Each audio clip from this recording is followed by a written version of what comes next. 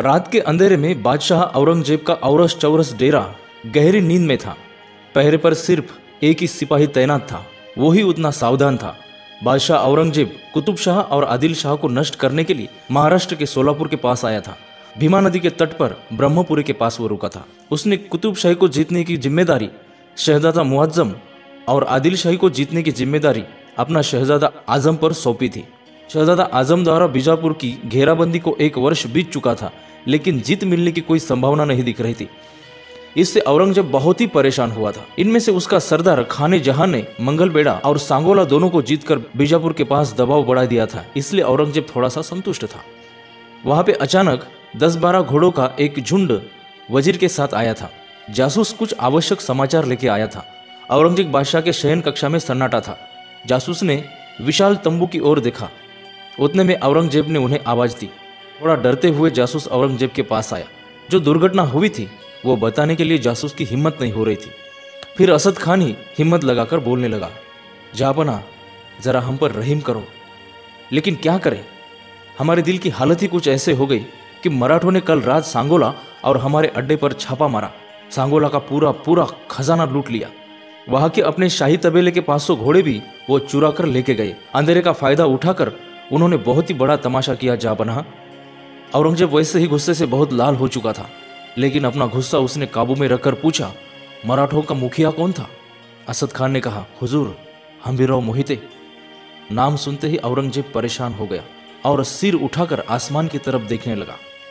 निराश औरंगजेब ने घायल स्वर में कहा, अब सिर्फ 2 ही नाम से अल्लाह को आयत सुनाओ कि कम से कम उस नादान संभा और हंबीर का नाम कुछ दिन के लिए हमारे कानों में सुनना ना पड़े और हमारा खाना जरा मीठा लगे।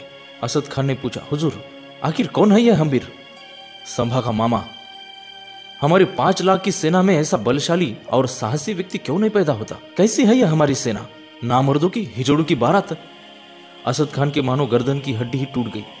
वह सिर उठाने के लिए तैयार ही नहीं था। तब औरंगजेब अपनी कर्कश आवाज में बोला, वजीर आजम, अब तुम्हें सिर्फ 3 ही काम करने पड़ेंगे। सबसे पहले उस हरामी हंबीर पर करोड़ों की दौलत फेंको, नहीं तो ऐसा करो, उसे एक दावत दो और कहो, तेरे जैसा बहादुर दमदार मर्द हमें मिल गया ना, तो हम दोनों मिलकर उस संभा को नष्ट कर देंगे और रायगढ़ का राजा तुम्हें बना देंगे। क्या बात है मेरे आका, मैंने ऐसा कभी सोचा ही नहीं था।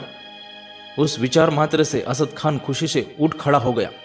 औरंगजेब चिल्लाया, ज्यादा मत सोचो और बैठ जाओ नीचे। ये बात इतनी आसान नहीं है। हंबीर संभा का बहुत ही ईमानदार सिपाह सालार है। अगर वह हमारे पास आया तो उसके कदमों पर फूल बिछाओ, यदि नहीं आया तो उसके लिए धारदार खंजर भी तैयार रखो। लेकिन यदि वो जिंदा या मुर्दा नहीं मिला तो इस दक्कन की मिट्टी में ऐसा शख्स पैदा करो जो हमें हंबीर नाम के सरदर्द से हमेशा के लिए छुटकारा दे सके। औरंगजेब ने असद खान से बहुत देर तक चर्चा की। बैठक में ही हंबीर राव के लिए एक खलीता लिखा गया। एक गहरी सांस लेते हुए औरंगजेब ने कहा, वरुणगढ़ पर जाओ और हमारे आदमी नागोजी माने से मिलो। वही नेक इंसान है जो हमारी मदद करेगा। यदि कोई अपना सिपाही हंबीर को खलीता देने का अपराध करेगा तो हंबीर उसे कच्चा खा जाएगा।